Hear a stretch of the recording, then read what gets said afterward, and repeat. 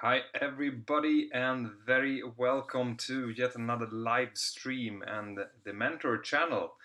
I hope you can all hear me. As always, I want to start off with checking if you can hear me. Just tell me if you do so. Hi, Oliver. Hi, Luke. Hi, Kenny. Hi, Muhammad. It's always great to see you here. Um, Well, I'm going to start this off by saying it is absolutely fantastic to have witnessed the growth of this channel. We have tonight managed to break the 30,000 subscriber wall, which is an fantastic achievement, and I'm leaving that largely up to you guys because you have been the ones supporting the channel. You have been the ones that have been telling your friends about it, who has been coming in with questions. So it's the questions that I am basing all of my videos on. So thank you guys, thank you for supporting. I'll be here for you, and I'll be answering as many questions as I possibly can, either through here, through YouTube, or through Facebook, or through Instagram, wherever I can help out. So guys, a big, huge thank you for your support so far. And let's talk a little bit more aviation. Give me your questions, and I'll try to answer them as always if I can. And also, I'd like to continue using this live stream format and do more of them. I don't really know how to change them around, so it would be absolutely great if you could send me in either emails or messages down here, telling me if there's something particular you would like me to do. If, for example, we should do a themed live stream where we talk about specific procedures or something like that. I can do that as well as just answering your questions, which I love doing. All right, so Liam has a question here. Liam Wright, what is a frozen ATPL? It's a great question, and I've actually answered this in my series about different aviation licenses. So if you look at that, you will get a very comprehensive answer. But in short, a frozen ATPL is what we call it when you have taken your CPL, and when you did your exam for your CPL, instead of just doing the CPL level, you did the ATPL theoretic level, which means that you have done all the exams needed to get an ATPL, but obviously you cannot lift the ATPL before you have 1500 hours of total time. So until then, your theory, the exams that you've done, providing that they are successful, will be called frozen. So that's what ATPL frozen is. It means that you have done all the theoretical exams, so when it comes time for you to lift your ATPL, you just have to do a skill test after 1500 hours, and you can utilize the exams that you've already written in order to get the license. So that's what frozen ATPL is. Kaihan August, how strict is a class 1 health report? Well, actually, this is a question that I'm hoping to be able to answer very soon. What I'm trying to do, guys, is I'm trying to set up one of these live streams together with an AME, an aeromedical examiner, so that you can ask all of your medically related questions in real time to a real doctor, with me kind of, juggling the questions for you. So that is something that I have in the pipeline. When I'm telling you guys that I'm trying to make this channel better and better all the time, I'm not lying. I'm thinking constantly of ways to give you as much information as humanly possible. And since I can't answer these medically specific questions, well, then I'll get someone who actually can for you. What is your opinion on crash pads, from Daniel El Colon? Crash pads, I'm guessing you're referring to the little small apartments next to the airports where pilots have to sleep in order to, in between flights. My opinion on those, I don't really have an opinion on those because I have never utilized one. Whenever I have overnights, the company pays for a hotel for me. And I have very, very few overnights. From what I gather from people who have been using them is that they're not really, it's not the pinnacle of luxury, if I put it that way. But it's a way to just find a bed and have somewhere to sleep, to rest yourself up for the next day's work. But, I don't really have an opinion since I've never, ever used one. Nigel Smith, hello. When planning flights, do you calculate the aerodynamic ceiling, and what margin do you keep from the aerodynamic ceiling during cruise? Actually, since I fly the 737 have a maximum ceiling, sure, which is 41,000 feet. That's the operational maximum. However, depending on your weight, your operational maximum will be different for every flight. So our FMC, when we input all our performance data, the FMC will come up with a maximum altitude and with an optimum altitude. And we tend to fly close to the optimum altitude, which tends to be about 600-700 feet below the maximum aerodynamic altitude. So no, I don't sit and actually calculate it. The FMC does that for me. But yes, we are aware of it on every single flight. Is Scottrail 314203, is it a problem if I don't study physics? It is and it isn't, okay? You need to study physics in order to understand the ATPL theory. When you read it in flight school, in order for you to understand what aerodynamics is all about, what principles of flights, what meteorology, all of that has physics inside of it. So if you haven't studied physics before, it's going to be much harder for you. Most flight schools will require you to have studied at least mathematics and physics before joining the flight school. So I would highly recommend you to do so. Dimitri K, would you recommend working as a pilot in Asia, and how is it different from Europe? I haven't worked in Asia myself, so I can't really say how much different it is. They tend to pay very well. There has been differences when it comes to cultural differences when it comes to CRM and things like that. That has traditionally been a little bit tougher, especially for European pilots and for Western pilots moving into Asia. But that is changing because the Asian airline market is becoming more and more mature. And as such, they're learning more and more about the importance of crew resource management and the importance of for the captains to listen to the first officer and things like that. So for every year, it's becoming more and more, I wouldn't say westernized, but more and more kind of in sync with the rest of the aviation industry. So I think, if you can get yourself a job there and it's with a good, reputable airline, then absolutely go for it. I mean, a job is a job. If it's also different in lifestyle. So, you're going to have to live there in most of the cases.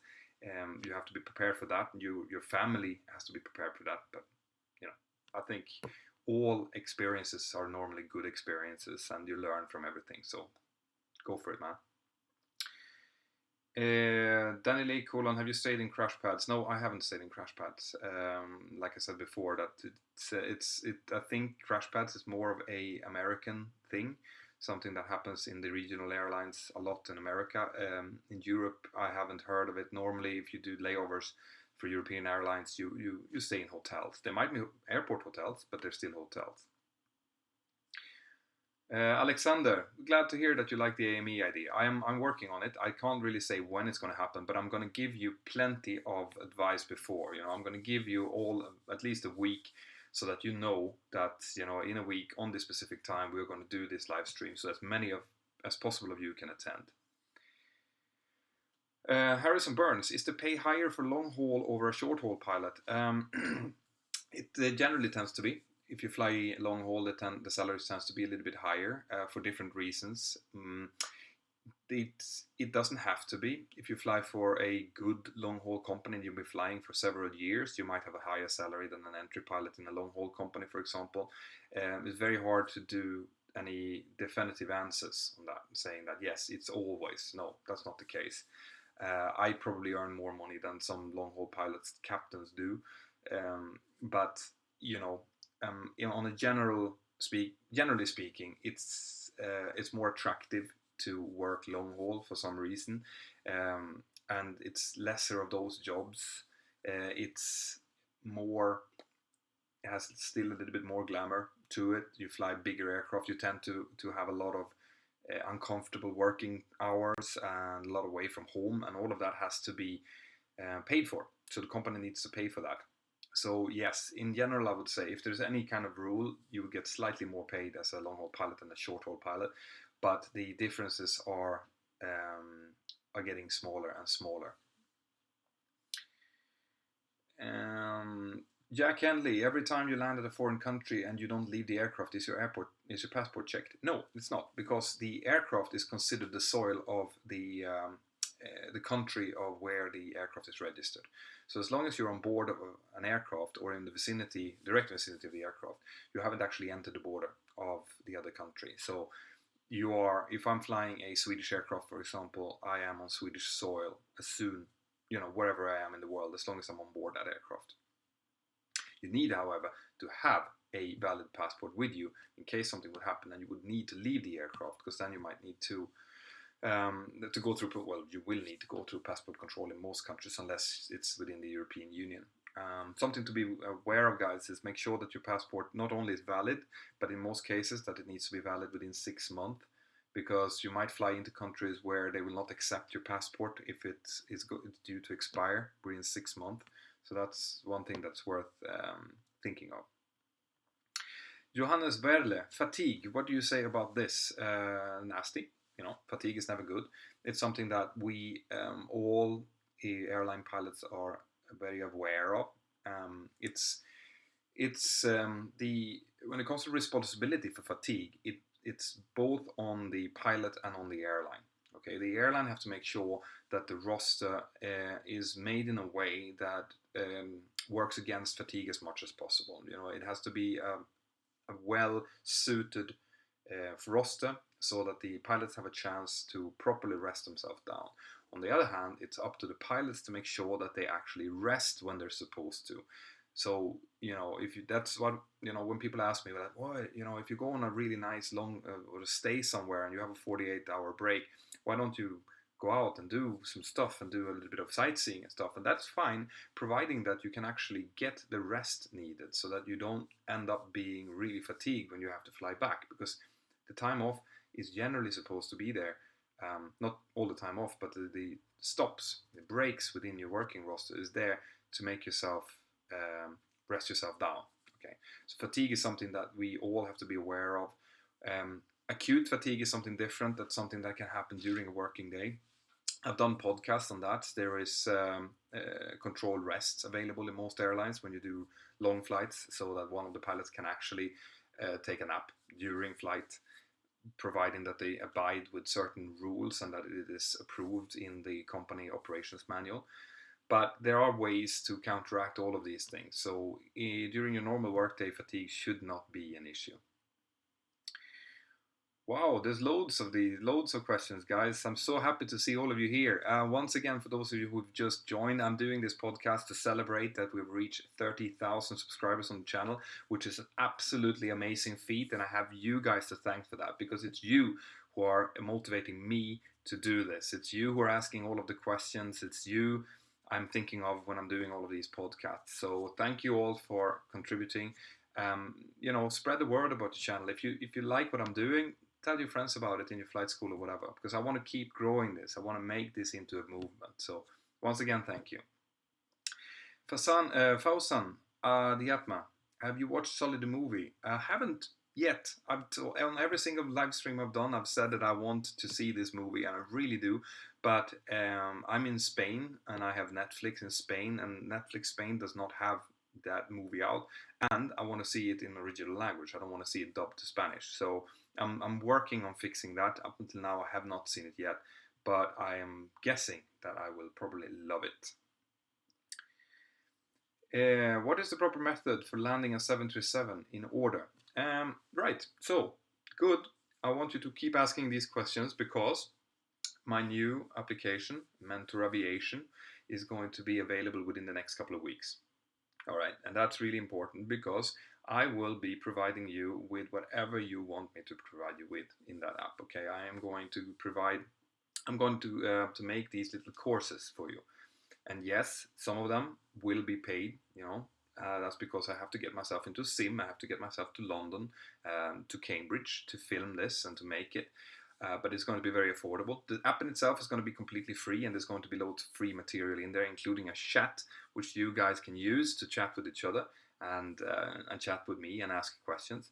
But I do want to know what you guys want me to include in this app. Okay, I will make whatever courses you do, and then as I create these courses, they will be done. I won't be putting all of them in there at once. There will be more and more added. Okay, so it'll be depending on your feedback. If I do something, I want you to come in and tell me, listen, I want to see more of this, I want to see more of that, or can you please adjust this? And I will adjust it to your liking. So there's loads and loads of cool stuff to come. I need all of you guys to both A, get the app when it's out, and B, give it a good grade and good rating on the App Store, as well as the Mentor 360 app. I know I haven't given out the winner of the competition. That's because I'm still waiting for the last couple of answers. Make sure that you check that video out. I still have that competition running. I still have a headset to give out to someone. So if you haven't gotten the Mentor 360 app, get it now, because you will see what kind of videos that will be coming in to the Mentor Aviation app once it's out. So go for it. More questions. Marius Helland. Hey, good to see you. One of my patrons is here. Very thankful to all my patrons.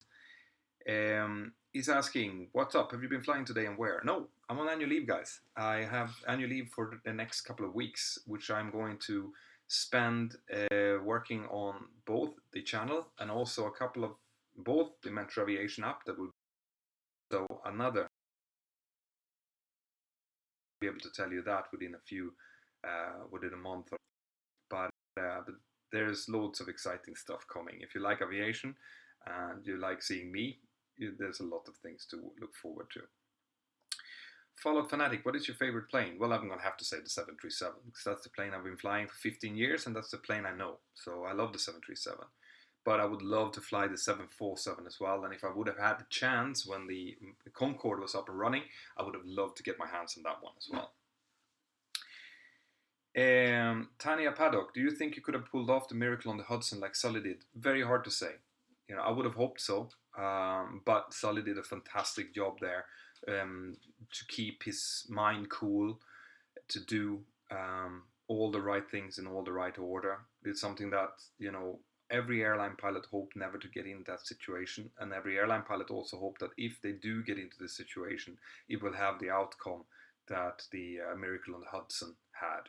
So you will never know if you can pull something off like that until you're in that situation. But I would certainly hope so.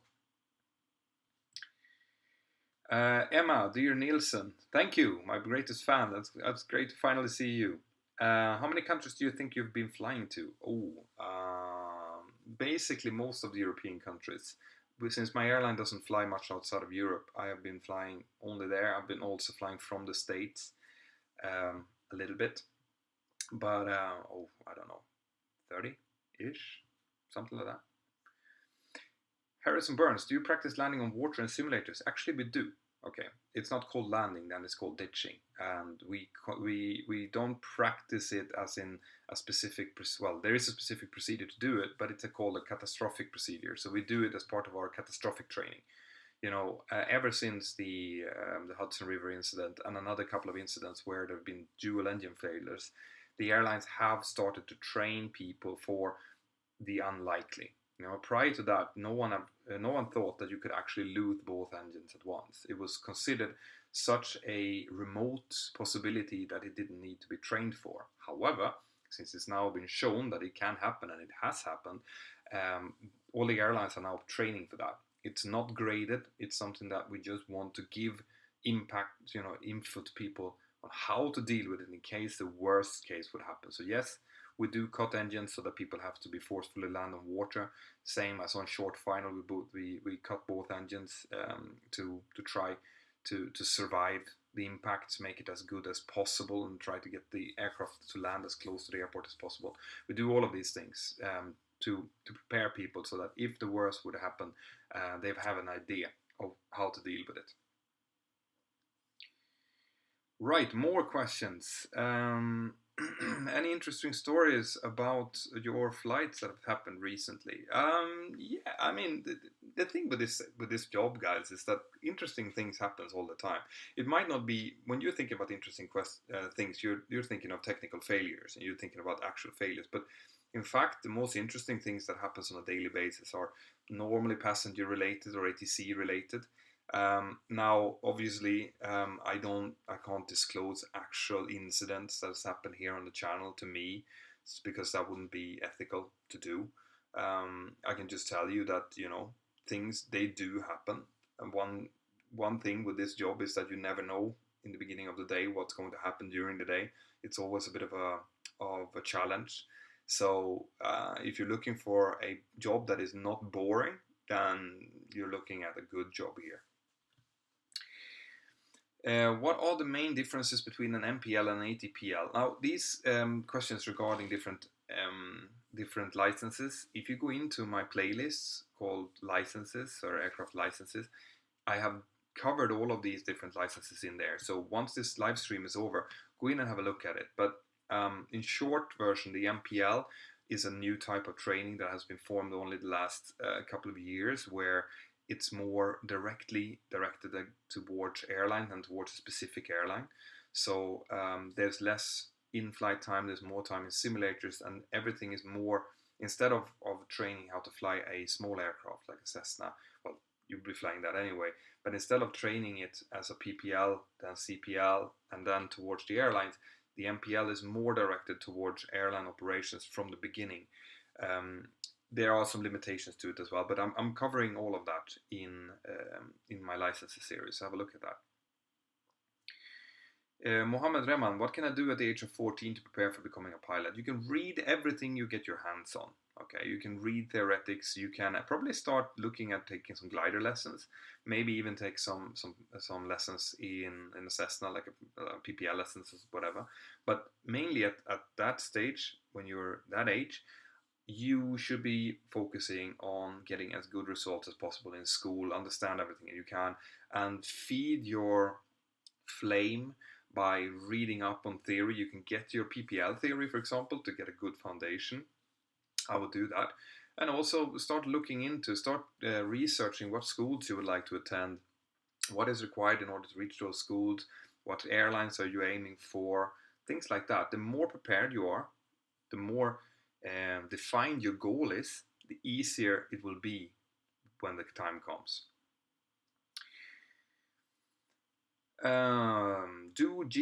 So Saxerly, do GCSE results really matter for a career as a pilot? They might matter for you to get into the flight school you want.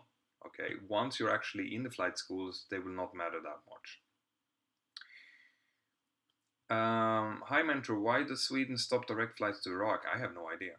I didn't even know that had happened.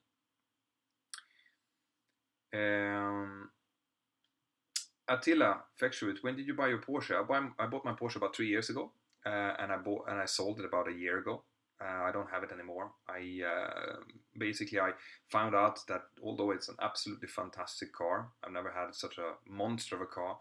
I didn't use it as much as I wanted because I am a father of two, and it ended up just sitting in the garage much, which meant that I sold it and I bought myself a beach apartment instead, because I use that much more. And when the day comes that the kids are out and stuff, I might buy myself another one or a different sports car or something else, because you only live once, guys. You have to make sure that when you do, you have as much fun as you can and you hang out with the people that you actually love. That's probably the best advice I can give you. Make sure that the life you have is a good one.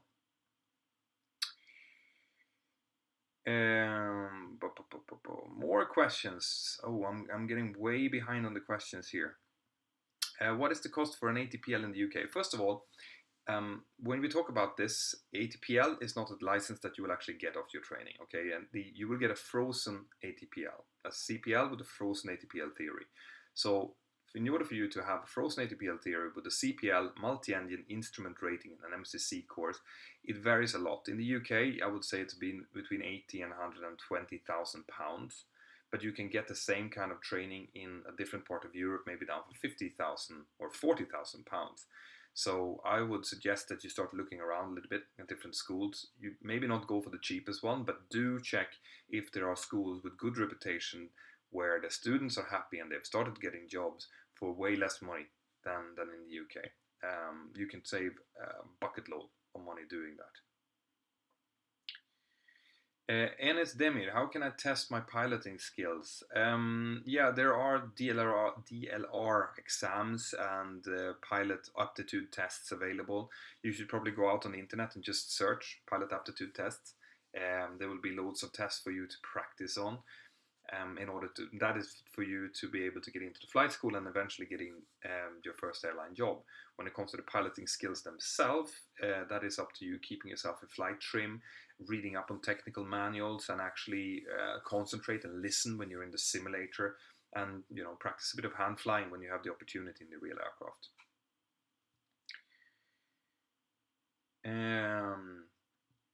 Mohammed Rehman, what are the first steps to becoming a pilot? Check out my How to Become a Pilot podcast.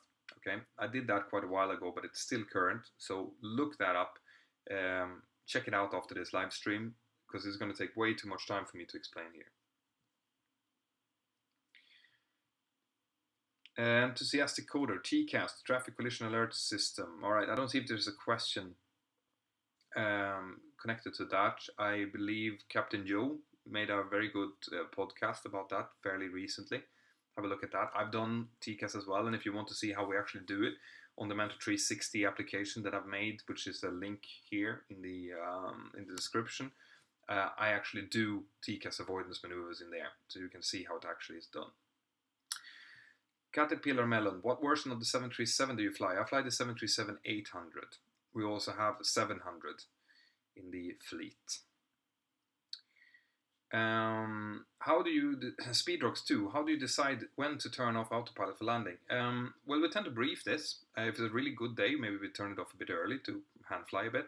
But generally speaking, if the weather is a little bit poor, or if it's just a routine landing, we would maybe descend down to about 500 feet or so. Be completely configured with landing flaps and everything before we disconnect, because it means that the aircraft is well in trim and everything is set up.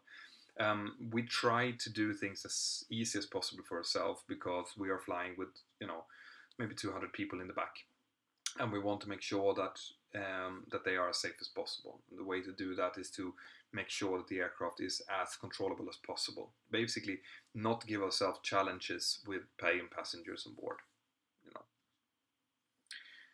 Sub-Zero 1, Mentor Pilot, what is TCAS? It's a Traffic Collision Avoidance System. Okay, and it has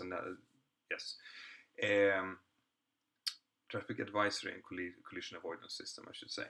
It's a system of transponders inside of the aircraft that constantly talk to each other. We are able to see other aircraft on our navigation display, to see how far away they are from us, both in bearing and also in altitude. And we can also see if they're coming, climbing towards us or descending towards us. And TCAS gives us warning if they feel that we are within certain parameters too close. It will give us a traffic warning that will have us look for the traffic, maybe talk to our traffic control. And then if it comes within 25 seconds from time of closest impact, it will actually give us a resolution advisory, which is where it tells us what to do: climb, or descend, something like that. When it does, we have to do that. We disregard ATC restriction or ATC calls, and we just follow what the aircraft does, because the transponders are then talking to each other, and what they're doing is one is telling the other that I'm going to go this way, you go that way. And by following the TCAS commands, we are making sure that we have as much distance from each other as possible.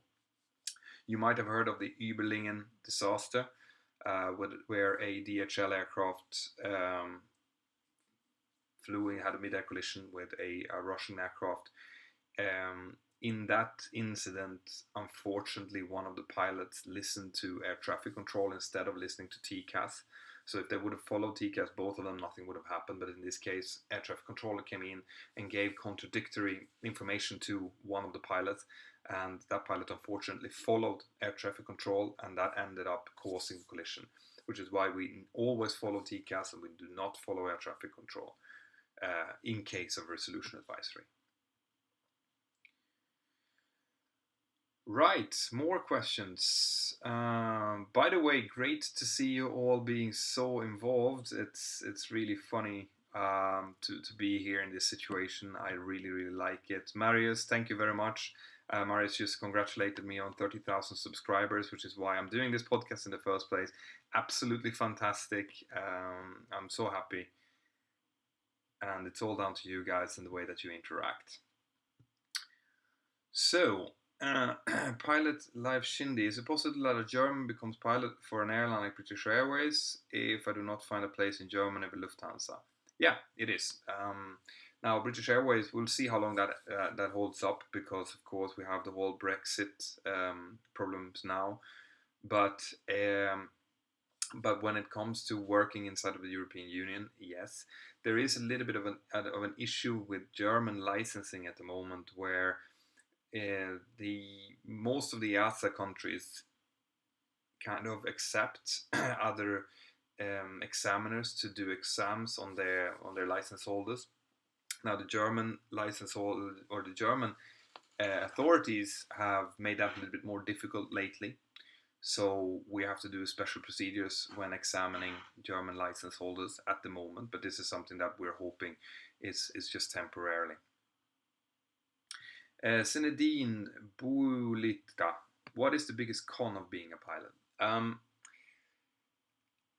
In my case, I would say that the biggest con is not being able to get annual leave on, for example, Christmas, or general holidays where there's big family holidays and stuff. It tends to be complicated to get annual leave.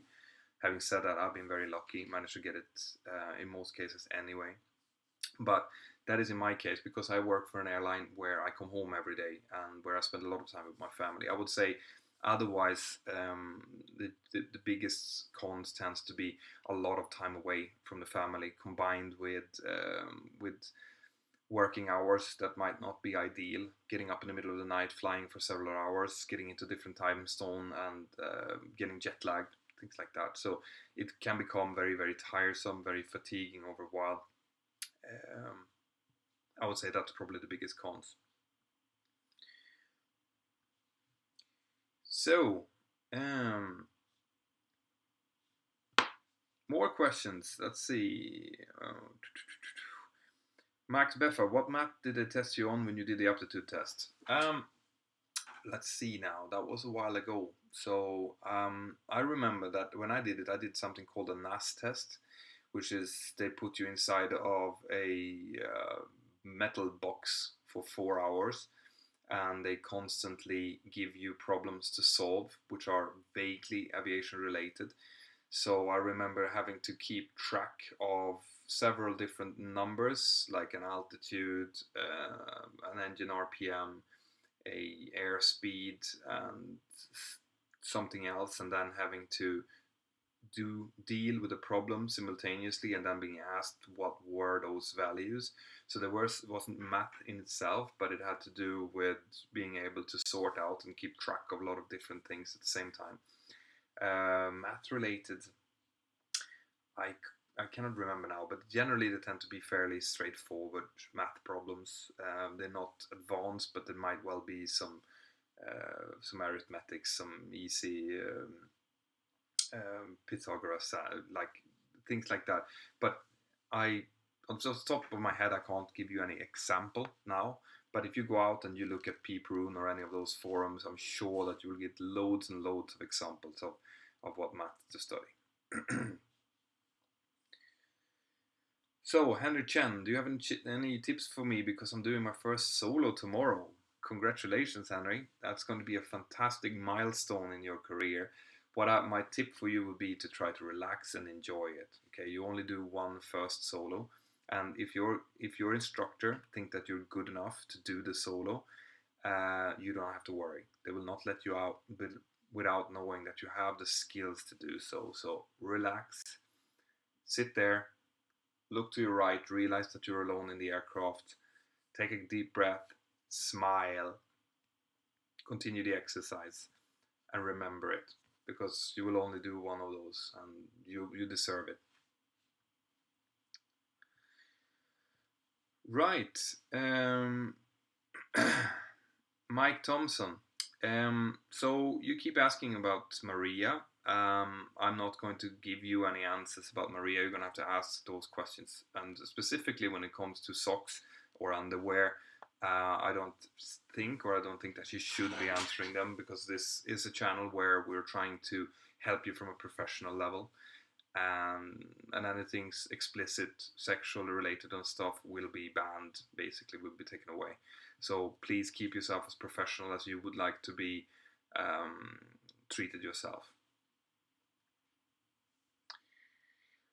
Right. More questions. So, Robbie, 1991. Hello. Does salary differ between aircraft you fly? For example, bigger aircraft, smaller aircraft. Well, no, not really. They differ between different companies, and that might mean that there might be differences between airline types or aircraft types as well. So, regional aircraft, turboprop aircraft tend to pay a little bit less than the short to medium haul jet aircraft, while the um, the long haul companies with big 777s, 747s, and so on tend to pay a little bit more. But like I said earlier in the podcast, it's very, very hard to give any specifics on that. So, no, I would say no, not really. So, Sub 001, thanks, Mentor Pilot. Why don't we have more supersonic passenger planes flying around today? That is a cost factor. Okay. Um, Airlines like to make money. That's what they do. And flying supersonic means in normal cases that you cannot take as many passengers and it will burn loads and loads of fuel. Okay, to get the aircraft through the sound barrier and to keep that kind of speed requires a lot of fuel. And when you fly an aircraft that have the combination of burning a lot of fuel and taking few passengers, the airlines are not big fans of it. Okay, the Concorde was around as long as it was because it was kind of a symbol for Air France and for British Airways. But as soon as they started having problems, like the disaster in Paris, they took it away very, very quickly because it just wasn't economically feasible. So whenever someone comes up with a way to make it economically feasible, we will see supersonic aircrafts again. Okay, what is the most complicated aircraft or airport that you have flown into? I have to say that that's probably Toulon, um, um, and that's not because Toulon is a very, very complicated airport. It's because when I flew in there, nothing was working. The ILSs wasn't working. The VOR wasn't working. There was loads of helicopters, private aircraft around, and we had to do a non-reciprocal circling. So you fly in and approach into one runway, and then you break off and you land at at a runway that's 90 degrees off from the original one, which makes it very, very complicated. If you add on top of that loads of VFR traffic and air traffic controllers that doesn't really speak good English, then it becomes very, very complicated.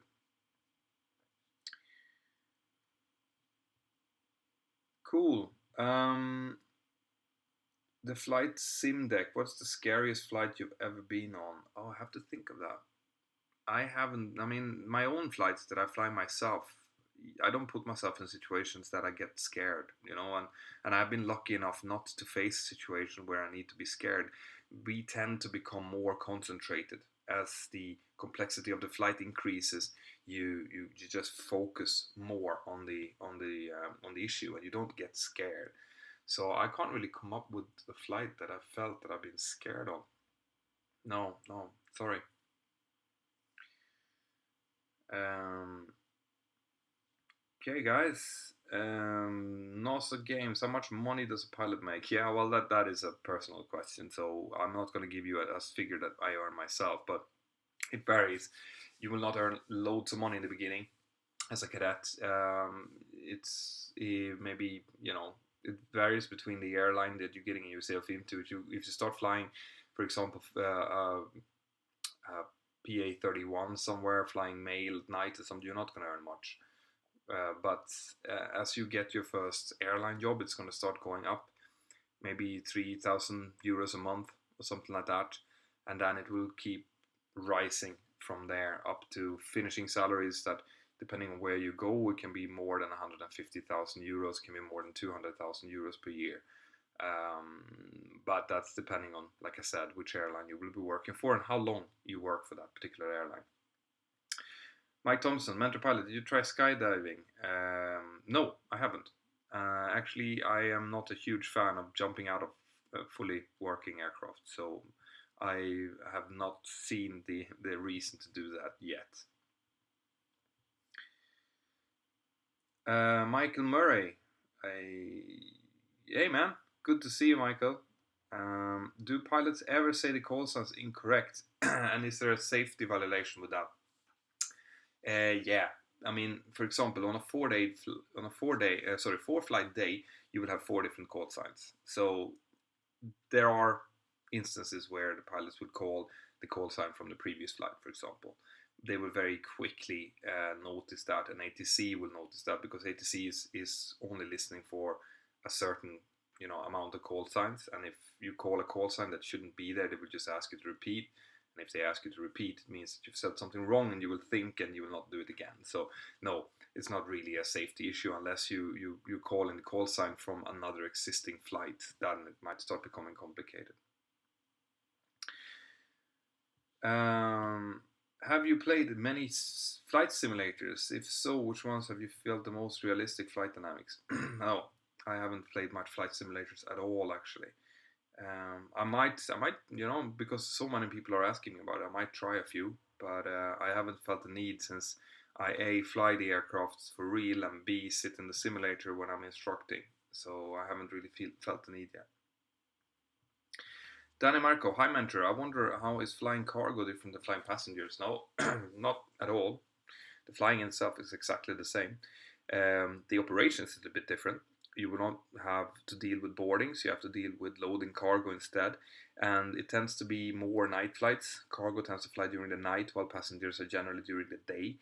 So the working schedule might be different. But on top of that, it might be a little bit less stressful flying cargo, because it's not, it's not bound by exactly the same turnaround schedule, for example. It tends to be the turnarounds that are the more stressful part of being an airline pilot.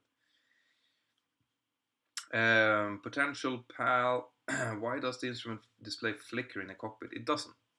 The only reason that you see that flickering is because you have been watching a YouTube video, for example, where the frame rate of the video recorder of the of whatever has been used has been out of sync with the way that the displays are being updated, and it looks like it's flickering. But for us, when we're looking at it, it's just like when you're looking at the TV.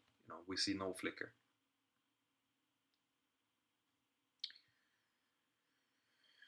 Any good questions to ask on a flight school open days beside the basic general questions? Yeah, ask them how many of their students have received jobs. Ask them if they have any support program for their students once they have graduated, in order to find jobs. If they have any contacts with airlines.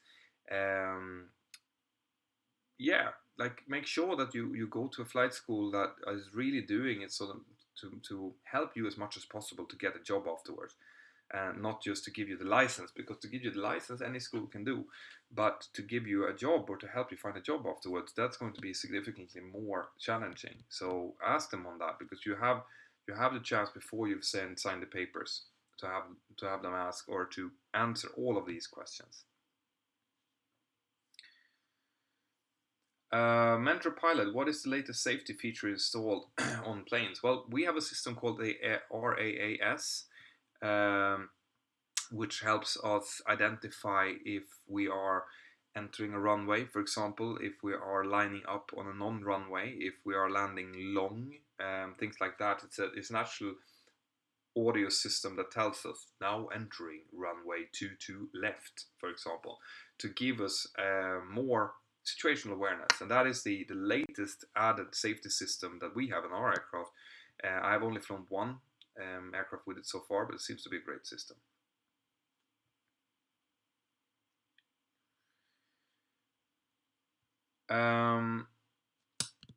Peter George, does a master in aeronautical engineering help getting a job as a pilot? It might do, depending on the airline. I would say in most cases it doesn't.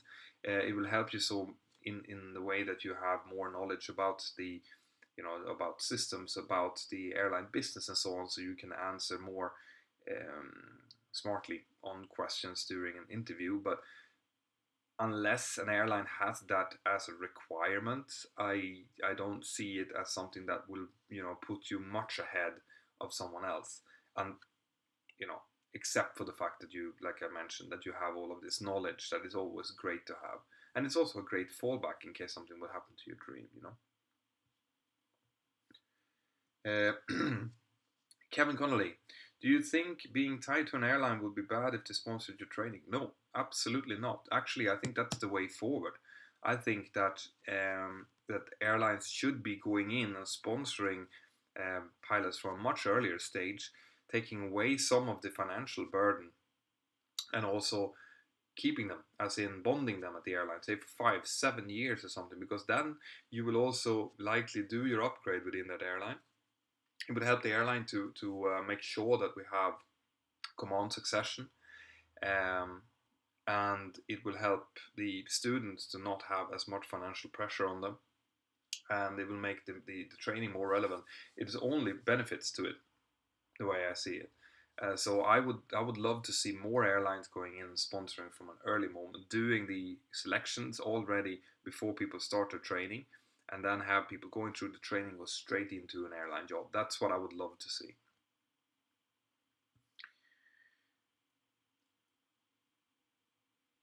Mentor pilot, did you fly with Captain Maria on small aircraft? How was she? Which Maria is that? Is that Pilot Maria on Instagram you're referring to, or I? Because I don't know. There's loads and loads of Marias flying, and I think I haven't flown with any of them, so that'll probably answer your question. Some cat mentor pilot. I'm going to a Ryanair assessment in a few days. Any advices? But I don't give specific airline advices, and I very rarely give advices on going for assessments, because all airlines have slightly different views on how to do things. What I do recommend you to do, though, once again, is make sure you have good sleep before, make sure you eat a good breakfast, make sure that you are relaxed and that you know your previous aircraft and your training that you've done before. They're likely to ask you questions about that, to see if you have knowledge about it. And then realize that Ryanair is one of those airlines that are expanding extremely quickly at the moment. They will need every single one of the pilots they have called for an interview. Okay, so if you were called for an interview, they need you on a type rating course. So, you know, be alert, but do not be nervous. Try to avoid. I know it's very hard to, it's easily said than done, but you know, they do want you to have that job as much, almost as much as you want to have that job. So relax, remember your training, and when it comes to, if it comes to a simulator assessment, then make sure that you help each other out, that you operate the aircraft as safely as possible, and yeah, like I said, that you try to help the your colleague get the job. They will try to help you get a job, and hopefully you both get the job. So keep that in mind as you're doing it. Mike Thompson, mentor pilot, did you declare an emergency in real flight? I've declared medical emergencies, not technical emergencies.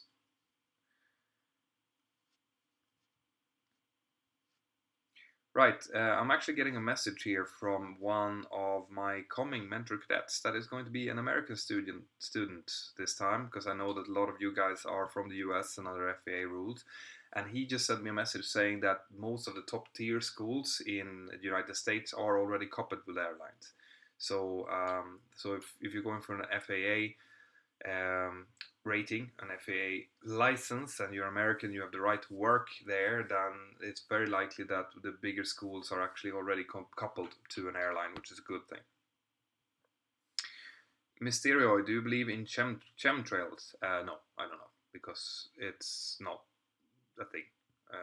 It's a conspiracy theory. I've done a podcast on that. I think I've never gotten as much conspiracy theory guys chasing me as I did after I did that podcast. But the just the notion of that I would be sitting there and knowingly spraying my own family and friends with chemicals of any sort, it's ridiculous. So I'm not going to even talk more about that. Sub-001, mentor pilot, how can Trump's immigration affect airline pilots? Very hard to say. I don't think that Trump has an idea of how that will affect anyone, and I don't think that anyone can see now how his policies will be affecting anyone in the world. So it would be presumptuous of me sitting here and trying to guess what would happen. So we will see. I think that some of his policies will probably help the airline industry to some extent, especially in the United States. The private jet sector is probably going to get a boost through him. But like I said, at the moment he's throwing out so many different changes to policy that it's completely impossible to have any intelligent idea about it. Norwegian pilot, where were you born? I am Swedish, born and bred.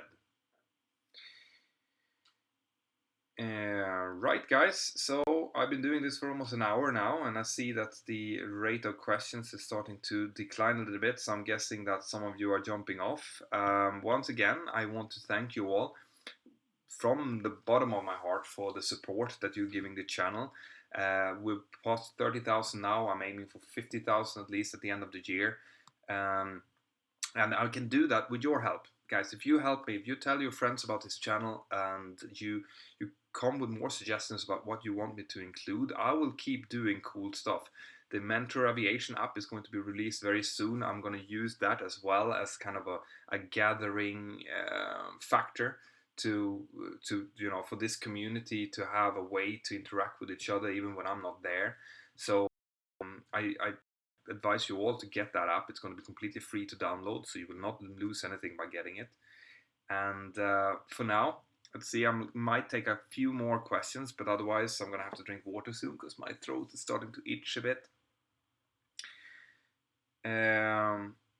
Yeah, give me, please, just, you have my Facebook channel. Go in and join up on that as well. You can ask questions there, but come with suggestions. What I would like to know, guys, is what would you like to see, right? Is there any specific procedures that you would like me to cover? For example, would you like me to show you how to start up a 737 from scratch? The whole setup, all the way to getting airborne, every single switch, every single thing to do? Would you like me to cover more failures? Would you like me to create something that would show you, maybe give you more of an insight into the technical aspects of the cockpit? All of that, I would like you to send that in to me. Send what you would like to see, and I will start to see a pattern in what you guys are asking, and I will base this channel and my coming apps on that kind of feedback.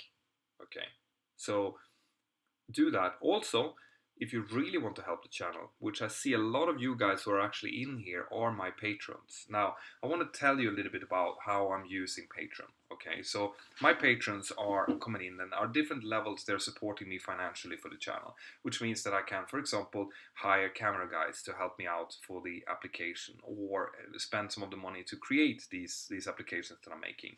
But I'm also using all of the ones on Patreon to to get feedback. So if there's something, first of all, I show them my videos first. Okay, so before I put it out on the channel, the people on Patreon will get to see my videos, so that they can come in and say, Petter, you shouldn't be doing that, or we want to see more of this, so I can kind of change it up to make it as good as possible for all of the rest of you guys. That's one thing. And also, I'm also showing them things like, for example, snapshots from this coming application and see, should we be doing more or less of this? So I'm using all of my patrons to really act as my crew in improving the channel. So if you guys want to be part of that, if you feel like you really want to support the channel, then please join up. It's all appreciated. I'll give you the link here.